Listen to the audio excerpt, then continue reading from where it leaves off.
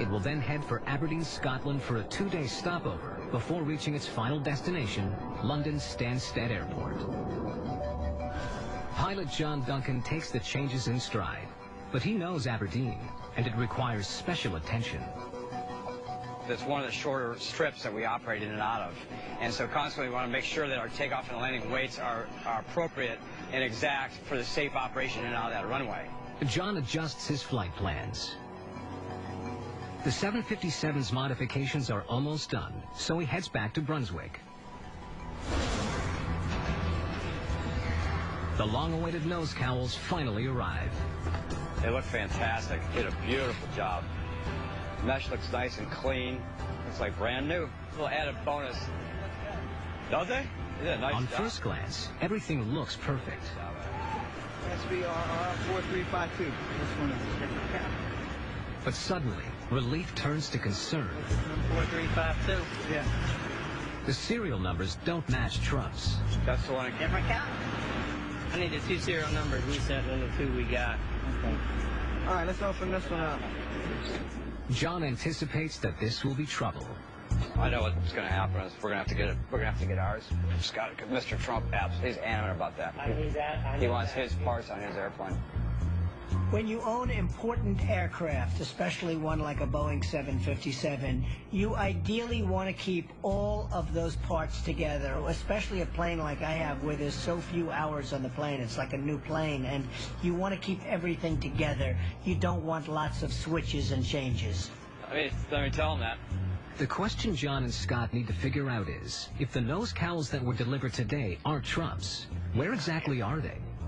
Hey, Rick, this is Scott. So we think we don't have the correct nose cowl here. It is overhauled, but we know the Trumps want to put the exact same ones back on there because of their low time.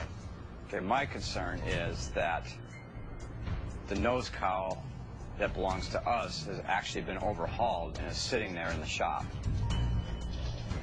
And that is simply send this back and have them send ours. That's the best scenario, that we can swap them out.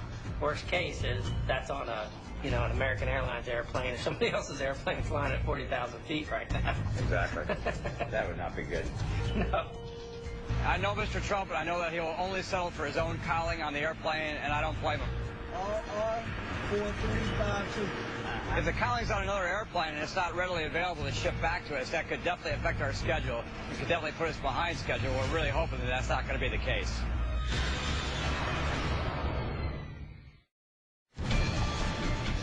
Donald Trump's exquisite private plane, a Boeing 757, is in the final stages of a routine inspection in Brunswick, Georgia.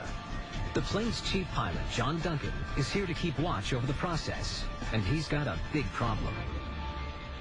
One of 2 engine nose cowls that have been sent out for servicing appears to have been replaced by another one. Might be somebody else's phone, so. Yeah. The exchange is something the exacting Donald Trump will never allow. So our hope is that it's still sitting on the shop floor down Completed, south. ready Complete. to go. Or if they have boxed it up, then we can basically do the exchange and it won't cause any delay. Right. Good. So, Good. in the meantime, we'll go ahead and hang the other one. Right. Hanging the other one is no mean feat. Well, I'm going to get a guy to sit up there and do the cowboy thing on top of the pylon. So you can watch it coming up. Yeah, watch it coming up. Well, at least we're getting 1 on. 1 out of 2 is a good start. And back up. Back it up. Scott finally gets the call he's been waiting for. Scott speaking. Hey, Rick, what's going on, man? He's about to find out whether or not the engine cowl mix-up will cost Mr. Trump his upcoming trip to the UK. Okay.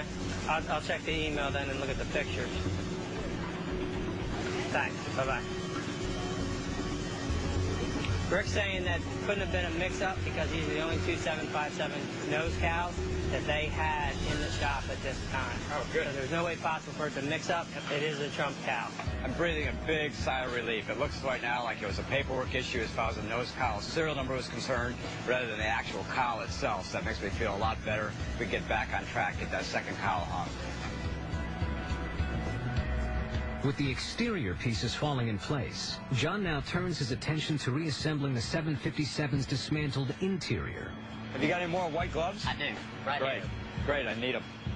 The reassembly is a delicate procedure, and the pressure's on to get it done before takeoff tomorrow.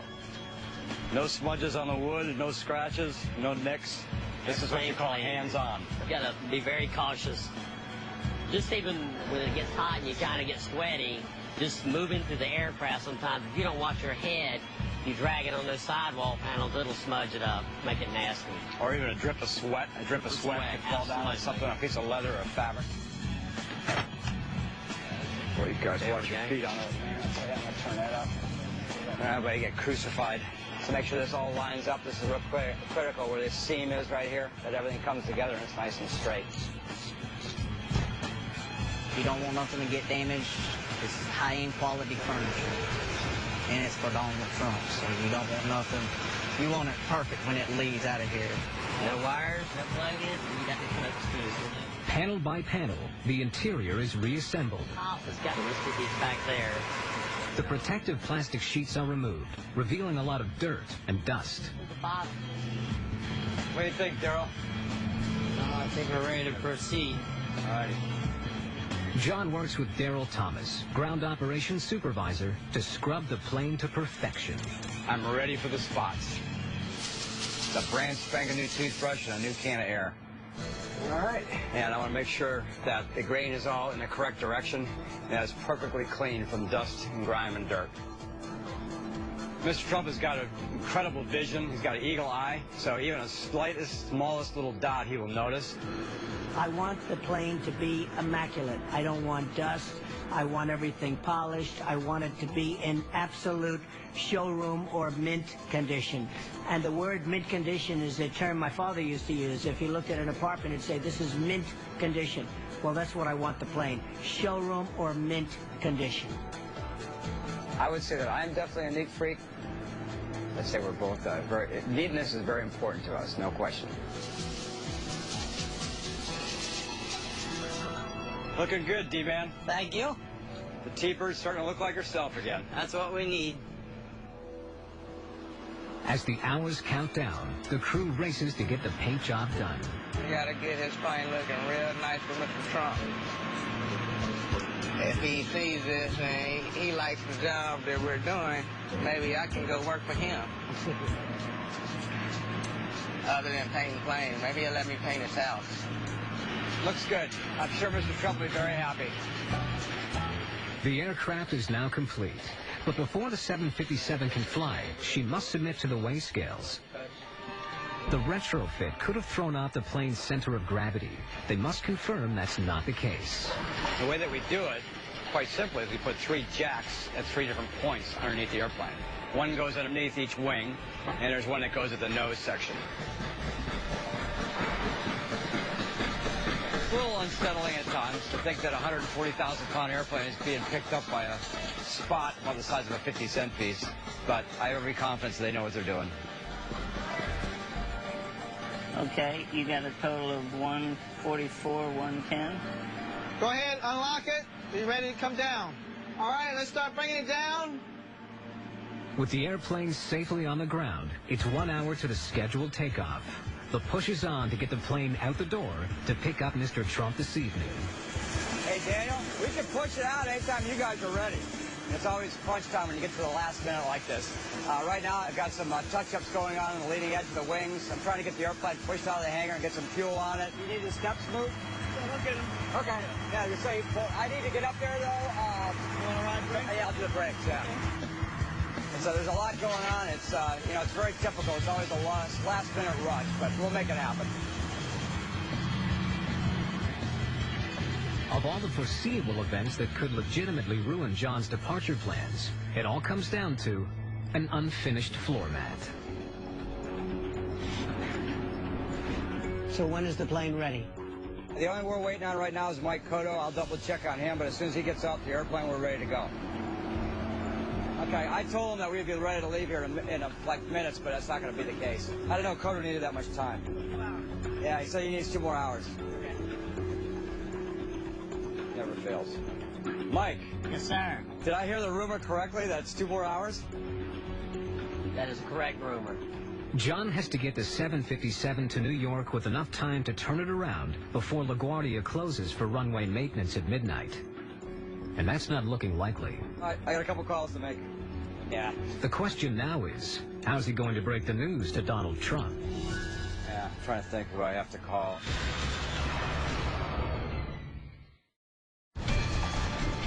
Donald Trump's Boeing 757 is supposed to be on its way to pick up the billionaire, but the installation of a new floor mat in the aft galley is causing a major setback. So when is the plane ready? Don't say it goes. You can either get it right or you can get it now. You just can't get it right now. Quality is more important than speed, so let's make it perfect. Absolutely. So? But the clock is ticking. Good shape. How many people will be at the speech in London? They expect over 20,000 people. It's going to be a huge crowd. Wow.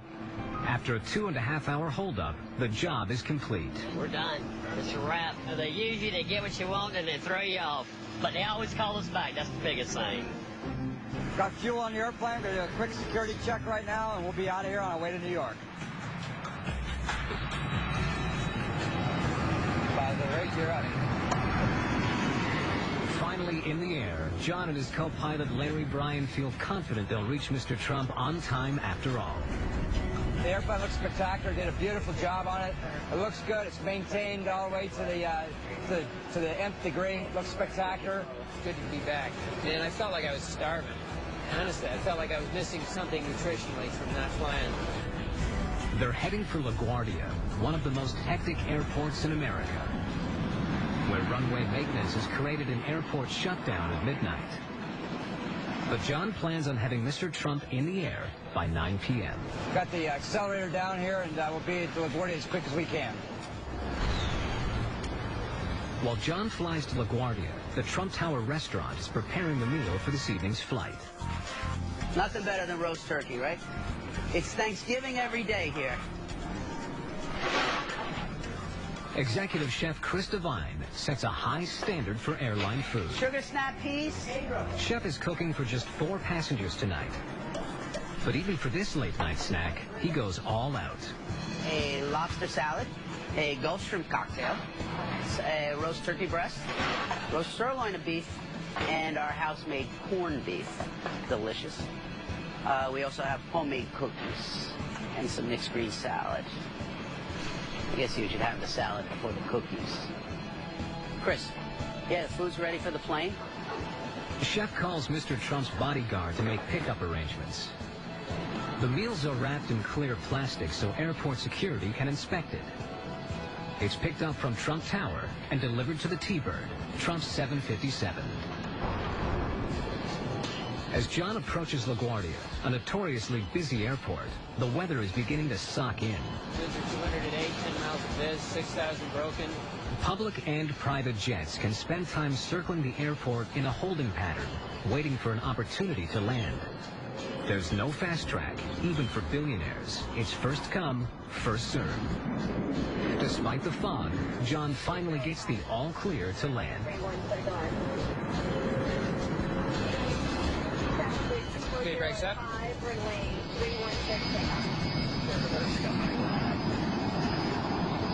Feels great to be back in New York. We take off from any place. The airplane just wants to head for New York. I like New York. Me too. As the pilot of a private corporate jet, John Duncan must report to a smaller private terminal. He has none of the support of the commercial airliners.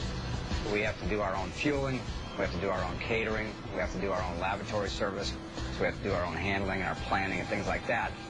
Security measures for private planes are also handled differently from commercial airlines, especially when the owner is as high profile as Donald Trump. So each wheel, lean over each one, look at each brake assembly, and then kind of go up the strut there. Eric Moylanen and his company Premier Corporate Security, Inc. have been working for Donald Trump since 2009. This is truly an airliner, but it is not at an airline gate where there is unlimited, support staff from the airline. We're providing it all on the private side of things. We're here at the direction of Mr. Trump to secure his airplane and make sure that he meets all the applicable standards. Under TSA rules, they have to sweep for all the restricted items required on a commercial jet, such as weapons, explosives, or sharp objects. That's secure. Mm-hmm. Looking for anything that might be out of place, anything that should not be here.